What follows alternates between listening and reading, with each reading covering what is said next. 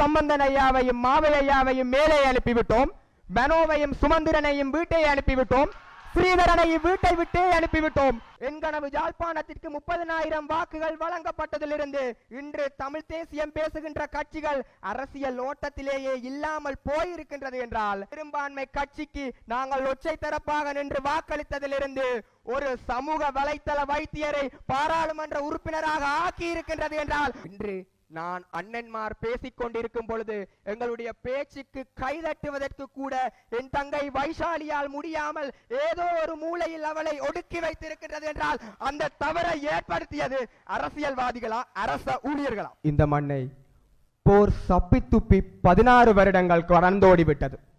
இதற்குள் 7 சொல்லாடல் முடிந்துவிட்டது. நடந்தது என்ன, நாம் பெற்றது என்ன? சம்பந்தன் ஐயாவையும் மாவை ஐயாவையும் மேலே அனுப்பிவிட்டோம். மனோவையும் சுமந்திரனையும் வீட்டை அனுப்பிவிட்டோம். ஸ்ரீதரனை வீட்டை விட்டே அனுப்பிவிட்டோம். மாற்ற வேண்டிய தலைவர்கள் என்று நினைத்தோம், ஒவ்வொன்றாக மாற்றிவிட்டோம். ஆனால் மாற வேண்டியது நாம் எப்போது மாறப்போகிறோம்? அவைக்கு என் வணக்கம். அந்த வகையிலே இன்றைய விவாதத்தின் தலைப்பானது ஈழமணி திருநாட்டிலே தமிழ் மக்கள் எதிர்நோக்கும் அன்றாட இடர்களுக்கு பெரிதும் காரணமாக இருப்பவர்கள் அரச ஊழியர்களை காட்டிலும் அரசியல்வாதிகளே இல்லை. அந்த வகையிலே எதிர்த்தரப்பு ஈழமணி திருநாடு மற்றும் தமிழ் மக்களுக்கு கொடுத்த வரையறைகளை நாங்கள் ஏற்றுக்கொள்கின்றோம். தமிழ் மக்கள் என்ற ரீதியிலே வடக்கு கிழக்கு தமிழர்கள், அதே போன்று மலையக தமிழர்கள், தலைநகர தமிழர்களை உள்ளடக்கியதை நாங்கள் எங்களுடைய வாதத்திலே ஏற்றுக்கொள்கின்றோம்.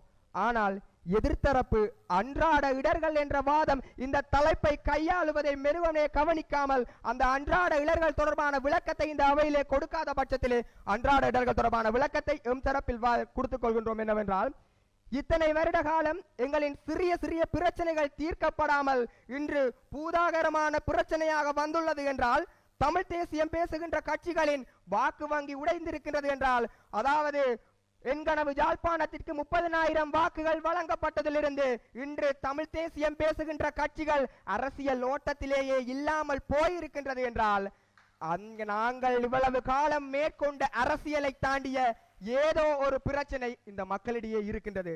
அந்த மக்களின் மனக்குமுறல்களையும் மக்களினுடைய எழுச்சிகளையும் ஒரு அரசியல் மேடை பேசப்பட்டதுதான் ஒரு பெரும்பான்மை கட்சிக்கு நாங்கள் ஒற்றை தரப்பாக நின்று வாக்களித்ததிலிருந்து ஒரு சமூக வலைத்தள வைத்தியரை பாராளுமன்ற உறுப்பினராக ஆக்கி இருக்கின்றது என்றால், அதற்கு காரணம் மக்களினுடைய மனக்குமுறல்களும் மக்களினுடைய எழுச்சிகளையும் அந்த ஒரு தரப்பு பேசியிருந்ததாகத்தான் இருக்கின்றது. அதனையும் தாண்டி அரச ஊழியர்கள் என்பவர்கள் இந்த தலைப்பிலே மிக முக்கியமான கருதப்பட வேண்டியவர்கள். யார் இந்த அரச ஊழியர்கள்? அரசின் மக்களை நிர்வகிக்க உருவாக்கப்பட்ட கட்டமைப்பு அரசாங்கத்தின் சேவையாளர்கள். மக்களுக்காக சேவை செய்வதற்காக தாபன விதி கோவையின் அடிப்படையிலே சில தத்துவங்களை கொண்டு செயற்படுவர்கள். அவை ஒன்றை கவனிக்க வேண்டும். அரசு அதிகாரிகளுக்கு நாங்கள் அதிகாரங்களை வழங்கவில்லை, மக்களை கொண்டு நடத்துவதற்காக தத்துவங்களை மட்டுமே வழங்கி இருக்கின்றோம்.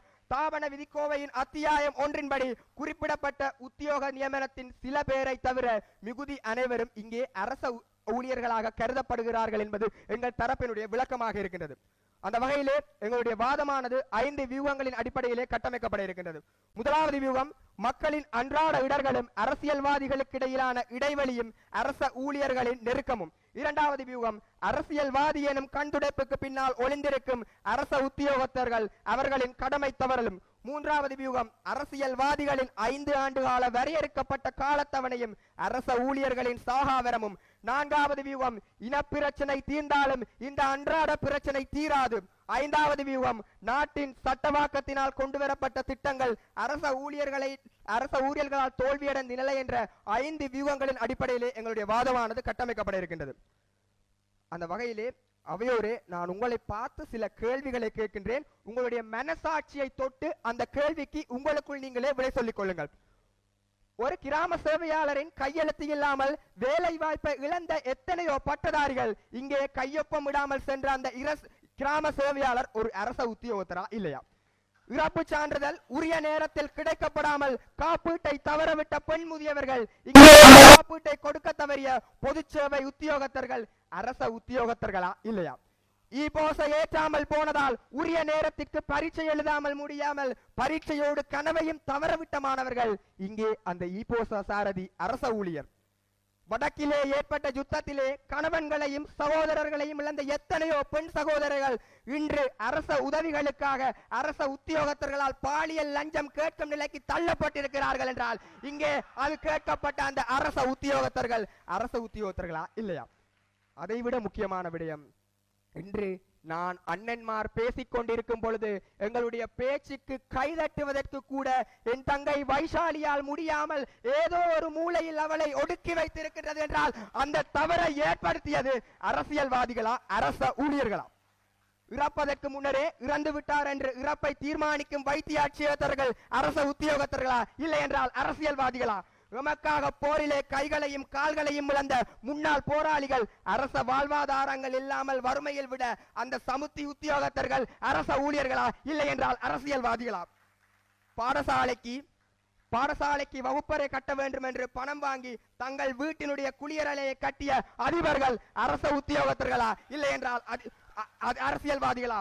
அதனையும் தாண்டி ரோட்டு போடுகின்றோம் என்று மழைக்காலங்களிலே வீட்டுக்குள்ளே குளம் கட்டிய வீதி அதிகார சபை அதிகாரிகள் அரச உத்தியோகத்தர்களா இல்லை என்றால் அரசியல்வாதிகளா?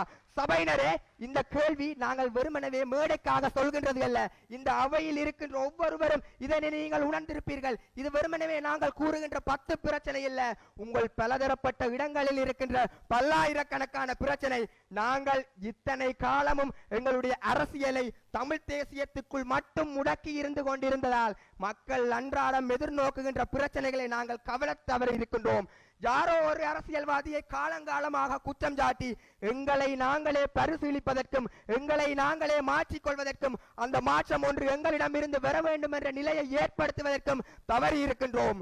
இந்த அவை அந்த மாற்றத்தை ஏற்படுத்தும் என்பதற்காக எனது அப்பா அம்மா இல்லை என்ற சகோதரர்கள் எல்லாம் வேலை செய்து கொண்டிருந்தாலும் அவர்கள் எல்லாம் அரச உத்தியோகத்தர்களாக இருந்தாலும் எனது எதிர்கால கனவு கூட அரச உத்தியோகத்தராக வர வேண்டும் என்றிருந்தாலும் அதனை நேர்மையாக இந்த சமூகத்திற்கு அந்த அரச உத்தியோகத்தர் கொடுக்க வேண்டும் என்பதற்காக இந்த சொல்லாடல் 2025 அவையில் யாழ்ப்பாணம் இந்து கல்லூரி பேசிக் கொண்டிருக்கின்றது கூறி விடைபெறுகிறேன். நன்றிகள் ஆயிரம்.